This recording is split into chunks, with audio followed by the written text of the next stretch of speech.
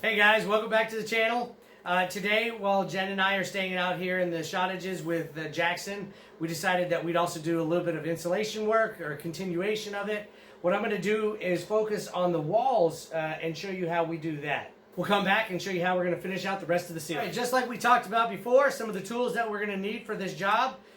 Trusty old bread knife. Make sure that you go out and buy one of these cheap ones, about $21 over on Amazon or Walmart. Make sure you're not using your loved one's special bread knife. Okay. Anyways, you're also going to need a tape measure, some gloves to work with. Make sure you're working with long sleeves, and then a mask. These are N95 masks. They're really, really good. Box of these over at Lowe's is about, I think it's $21 or $20 for a box of 5. And then the last thing that we're going to need is a straight edge so that you can cut the insulation. You have to be able to press the insulation down, which we'll show you a little bit later. All right, guys, I got in some of the earlier comments a question about whether or not I misspoke when I said something about using R15 in the ceiling. I just wanted to show you guys, I don't know why it is, but this is, in fact, R15 insulation. You'll notice that right here, it's 2x4 walls, and it's meant to fit in a 3.5 inch space, 15 inches wide. All right, so it is, in fact, R15. All right, so I showed you guys in the last video on insulation how to open up a bag, but just in case you didn't watch it, here it is. Here's that trick again.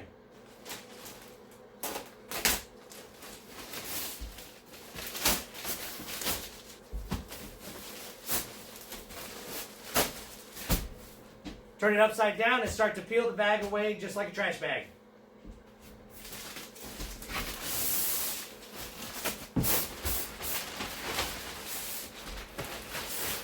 Now you actually have a perfect trash bag for all your leftover bits and pieces, so it'll be easy to dispose of. So to start with, what I'm going to do is, in order to throw up the most amount of insulation the fastest, I'm going to start with all the full bays. So for this one, it's 77.5, it's actually 77 inches. You should actually add in ½ inch to maybe a full inch, because you want to make sure you have a good compression fit when you put it in here. So I'm going to cut these to, on an average, 77 3/4.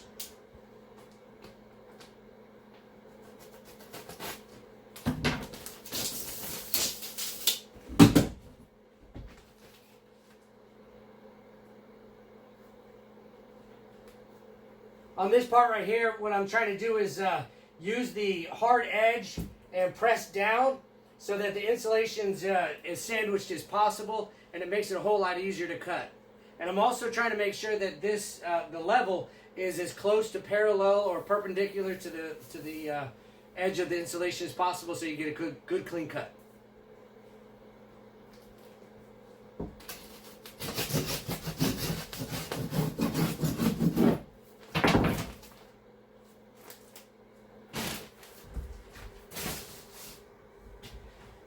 Okay, so it's approximately right here.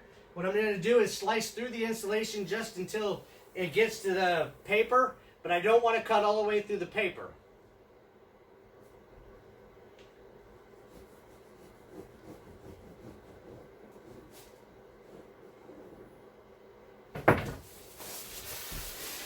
All right, here's what it looks like now.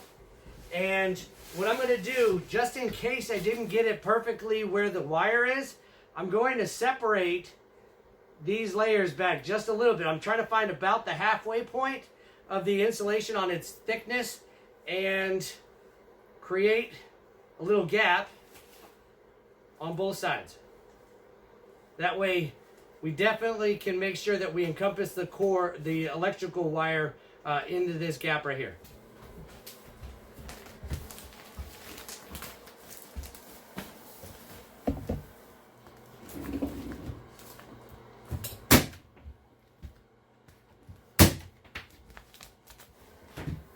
Okay, so right here, hopefully you guys can see this, the cord.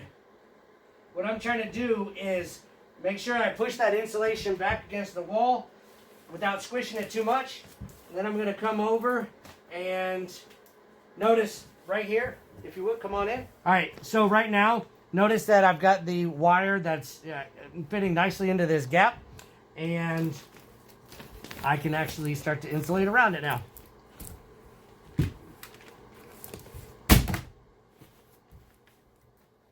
you run into ones like this with an electrical outlet in it, there's going to be an additional cut, just like we showed you in that other video going around a light switch. But we have to measure, pre-cut it, and then fit it back in.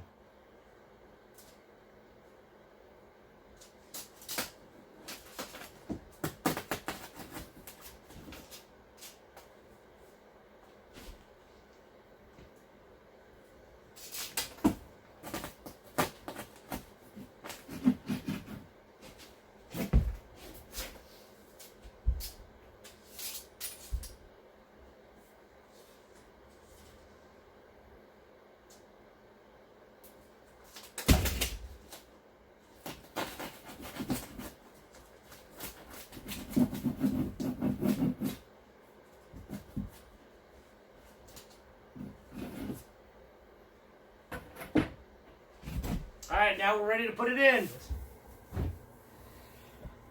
All right, so this is a perfect example of what I was trying to show before, where I have the insulation split, and it's about the halfway point on the depth of the bay here, and you can see that some of the insulation is going behind the cord or the wire, and then some of it's going to be on the front of it. So I'm going to separate this right here. Now that I know it's in place, I'm going to come back and finish out this bay. Guys, in some of the comments on the last installation video, there was somebody that pointed out that there's a lot of ways to make this more vapor proof, I think it is, with like the vapor barriers that go around each of the outlets and light fixtures and things like that. I absolutely understand that that's true. What I hope that you guys keep in mind is that this is a camp for us. We're not looking for it to be perfectly airtight. And so there are going to be some things, and we're also trying to keep the cost down. So there's going to be some things like that that we're not doing perfect that we absolutely understand. Could introduce a little bit of airflow in here and a little bit of extra cold air.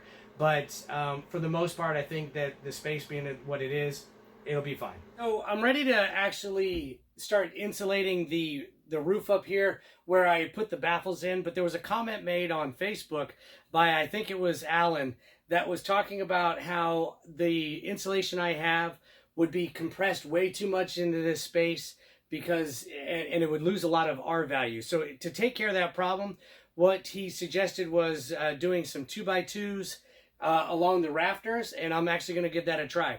So to start with, I have to actually come up with a template. I determined that this was approximately a 49-inch length that I needed. I cut one of those ends off to a 22.5-degree angle, and that's because that's the same thing as a 5/12 pitch, which is what this roof is.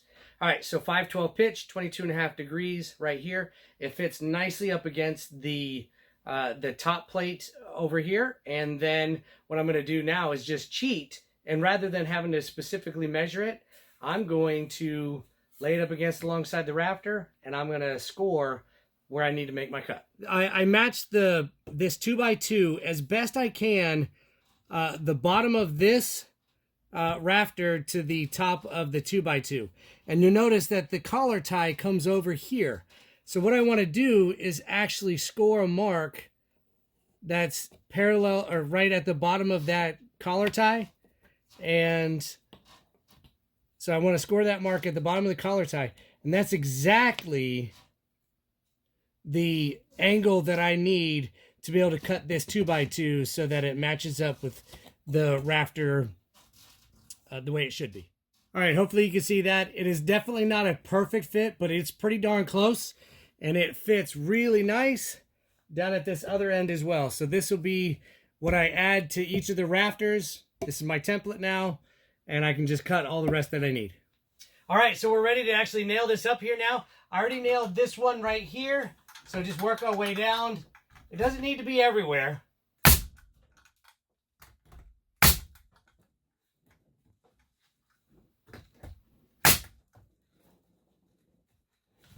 All right, that's good and solid.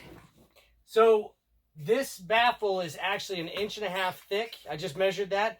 So what I'm hoping for is that this total rafter will now be 5 inches thick so that I have the 3 inches of space that I need for each of the fiberglass bats. So let's see if it works.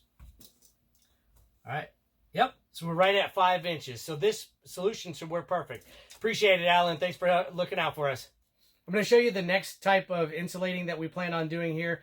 There's going to be a lot of these bays that are actually, you know, just a couple inches thick, and it makes it kind of more difficult to split a bat of insulation. So what we did was we went out and got this great stuff for gaps and cracks. This says it's up to 1 inch, but I tried it over on the other side of the shed, and guess what? It worked. So I'm going to show you how that works.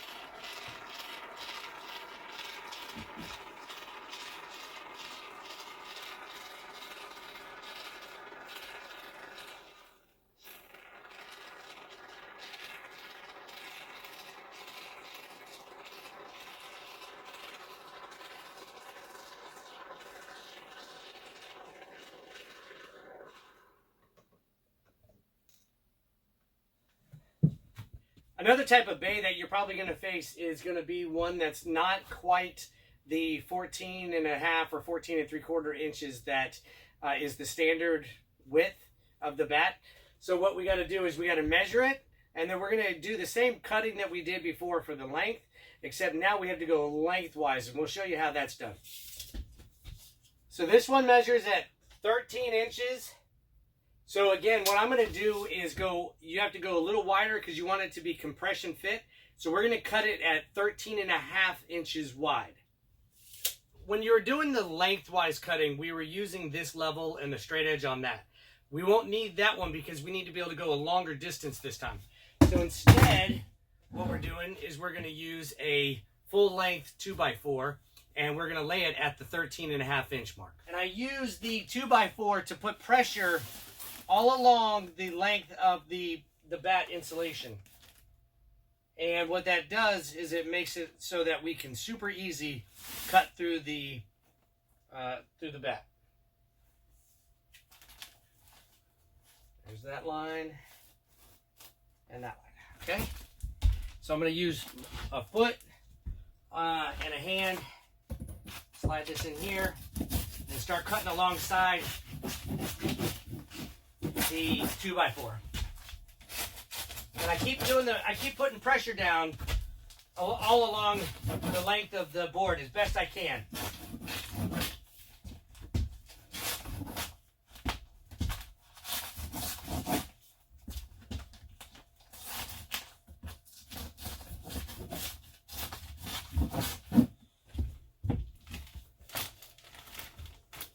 And we compression fit it.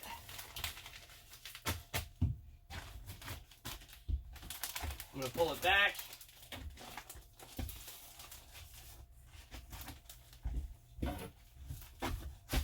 Cut for my wire. I'm going to estimate it's right around here.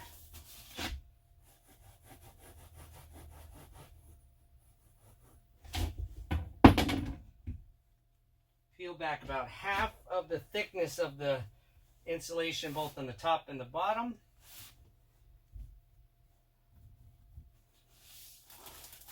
Tuck it behind the wire and finish. All right, so the last type of insulation that we're going to do today is the final slopes on the ceiling, because now that I've got the 2x2s up there, it's ready to go. So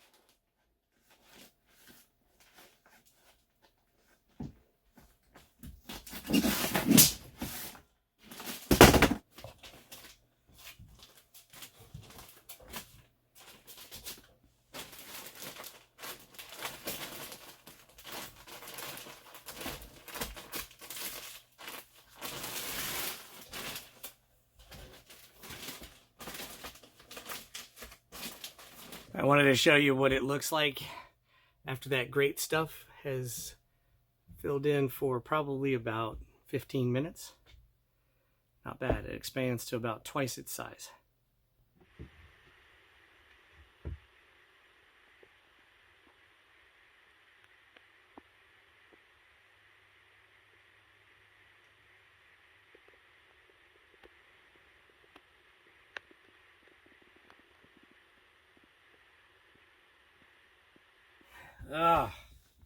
Well, that was one of those projects that seems like it was never going to end.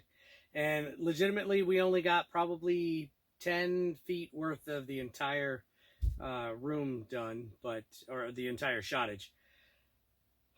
But it is a job that's needed, right? So I'm glad that we can say that it's behind us, and all we have to do is think about how to do the rest of this. So hopefully the tips and the tricks that I showed you along the way were helpful.